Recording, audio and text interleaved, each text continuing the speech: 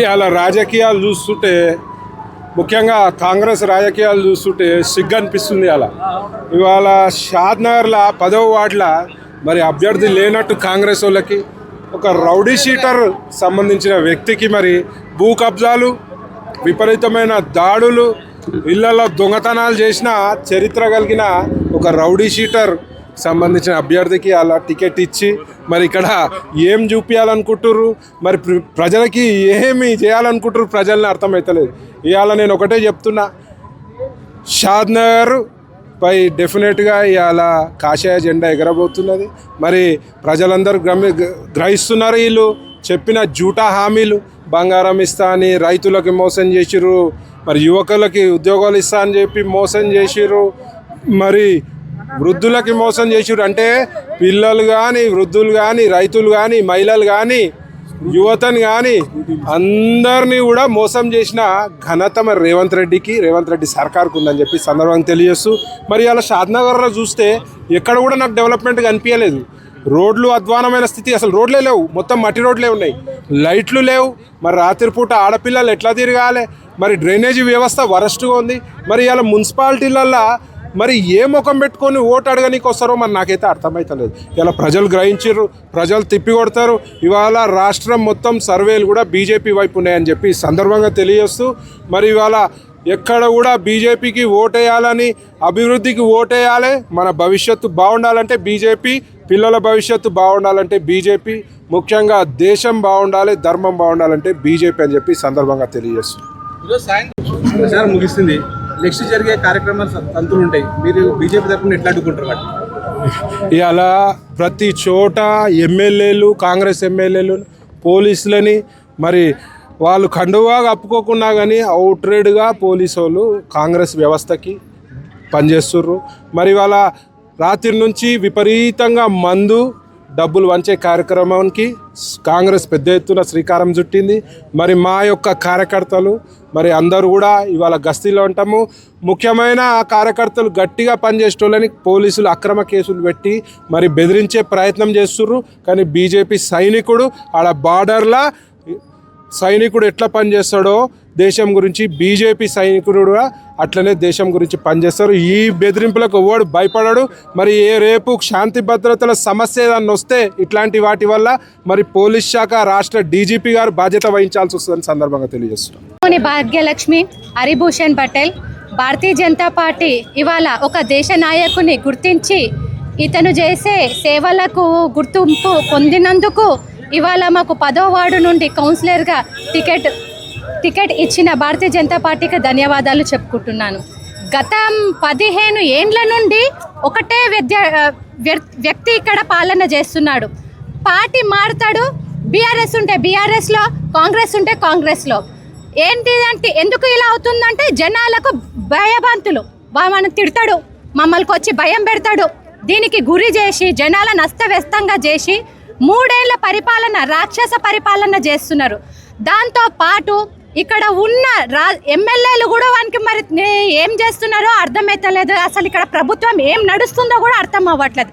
కాబట్టి ఇవాళ ఇవన్నిటికీ అరికట్టడానికి దేశ సైనికునికి నేను మహిళా టికెట్ పొందినందుకు ముందుకొచ్చాను. భారతీయ జనతా పార్టీకి ధన్యవాదాలు చెప్తున్నాను. భారత్ మాతాకి జై.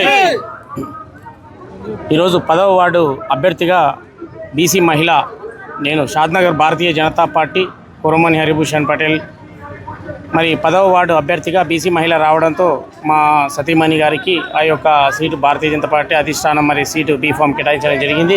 అదే దిశలో 10వ వార్డులో సుమారు 2600 ఓట్లు ఉన్నటువంటి ఈ ప్రాంతంలో 8 కిలోమీటర్ల రేడియేషన్ ఉన్న ఈ ప్రాంతంలో మరి ఒక చెరువు కూడా ఉంది, జానమ్మ చెరువు.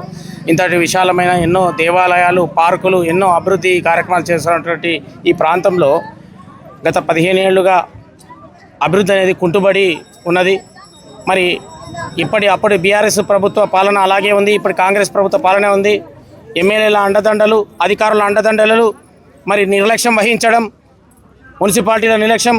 కనీసం ఒక కుక్క చస్తే ఒక ఇంటి యజమాని మున్సిపాలిటీకి ఫోన్ చేసే పరిస్థితిలో లేని అటువంటి దుర్భాగ్య స్థితిలో మా 10వ వార్డు కలిగి ఉన్నదని మేము ఇక్కడ స్థానికులు మేము అనుభవిస్తున్నటువంటి బాధ.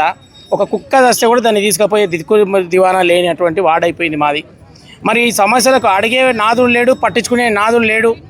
ఎంతసేపు ఉన్న 10వ వార్డు దేనికి నిదర్శనం అంటే కొబ్బరికాయల దుకాణాలకు నిదర్శనం. కొబ్బరికాయల దుకాణంలో 2 సంచుల కొబ్బరికాయలు తేవాలి. ఏ ఎమ్మెల్యే వచ్చినా, ఏ నాయకుడు వచ్చినా మరి ఇక్కడ ఊడిగం చేసే నాయకులు ఆ కొబ్బరికాయలు తేవాలి, కొట్టాలి, ఫోటోలు దిగాలి, శాలువాలు కప్పి పంపించాలి. అంతవరకు మాత్రమే పరిమితమైనటువంటి అభివృద్ధి. ఈరోజు ప్రజలు తిరుగుబడ్డారు. భారతీయ జనతా పార్టీకి పూర్తి మద్దతు తెలుపుతా ఉన్నారు. ఈరోజు కనివిని ఎరగని రీతిలో షాద్నగర్ 28 వార్డులలో కూడా భారతీయ జనతా పార్టీ కార్యకర్తలను పూర్తి స్థాయిలో ప్రజలు తమ యొక్క అభిమానాన్ని తెలుపుతూ 11వ తారీఖుకు జరగబోయే ఎన్నికలలో తమ ఓటును కేవలం కమల గుర్తుకు మాత్రమే వేసి ఈ యొక్క తిరుగుబాటును ఓటు రూపంలో చూపిస్తారని చెప్పి తెలియజేస్తా ఉన్నాను. 10వ వార్డులో భారతీయ జనతా పార్టీ విజయడంకం మోగిస్తుందని చెప్పి చెప్తా ఉన్నాను. ఇది కేవలం ఒక బీజేపీ కార్యకర్తగా కాదు, ఇక్కడ ఉన్నటువంటి 2546 ఓటర్ల యొక్క ఆశయంగా ఈ యొక్క దిశ, ఈ యొక్క ఉద్యమం నడుస్తూ ఉంది. ఇది కేవలం ఎన్నికలు కాదు, ఇది అంబేద్కర్ గారు ఇచ్చినటువంటి ఒక ప్రజాస్వామ్య యుద్ధం జరుగుతూ ఉంది. ఈ యొక్క యుద్ధంలో ప్రజలే గెలుపు పొందుతారు. రౌడీ రాజకీయం అంతమొందించే సమయం వచ్చింది. గెలుపో ఓటమో మరి ప్రజల మరి గుండా రాజకీయమా ఈ యొక్క 13వ తేదీ నాడు పాలు నీళ్ళు అయిపోతాయని చెప్పి చెప్తా ఉన్నాను. ఈనాడు మీడియా సముఖంగా ప్రజలకు చెప్తా ఉన్నాను. నూలు కలిస్తే తాడవుతుంది, ఇటుక కలిస్తే ఇల్లు అవుతుంది. మీ అందరి ఓట్లు కలిస్తే ఇక్కడ అభివృద్ధి అవుతుంది. అభివృద్ధి కావాలనుకున్న ప్రతి ఒక్క ఓటరు, మహిళా మనులు, నా అక్కలు, చెల్లెళ్ళు, అన్నలు, తమ్ముళ్ళు, తాతలు, పెద్దమ్మలు అందరికీ చెప్తా ఉన్నాను. ప్రతి ఒక్కరు మీరు చేయాల్సిందంతా సీరియల్ నెంబర్ 1 కమలం గుర్తు భాగ్యలక్ష్మి గారికి ఓటేసి బీజేపీని గెలిపిస్తే తప్ప మేము ఈ సమస్యలపై పోరాడి ఇక్కడ ఉన్నటువంటి కేంద్ర ప్రభుత్వ పథకాలు అయ్యా ఇంత దౌర్భాగ్యము. మరి 60, 70, 80, 260 కేంద్ర ప్రభుత్వ పథకాలు ఉన్నటువంటి మన దేశంలో మరి 10వ వార్డు ప్రజలను అడుగుతా ఉన్నాను. మరి మీకు ఎన్నటువంటి పథకాలు మీకు అందజేశారు ఇప్పటి వరకు? ఒక స్వయం ఉపాధి పథకం లేదు. 500 కోసం మంది కోసం నోరు తెరుచుకొని చూస్తూ ఉన్నటువంటి పరిస్థితి, దేహి అనే పరిస్థితి కల్పించారు.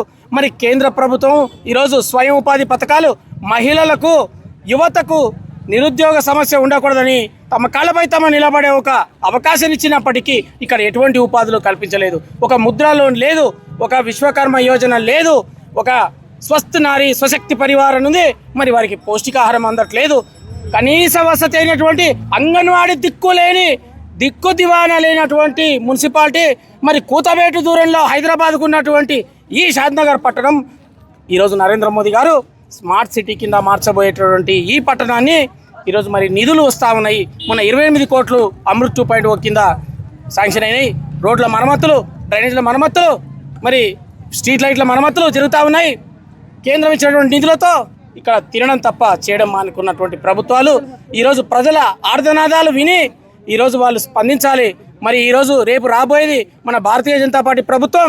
మీ ఇంటింటికి కేంద్ర ప్రభుత్వం నరేంద్ర మోదీ గారి పథకాలను తీసుకొచ్చి చేరవేసే బాధ్యత మా భాగ్యలక్ష్మి అభ్యర్థి మేము తీసుకుంటామని మేము ఇద్దరం దంపతులము.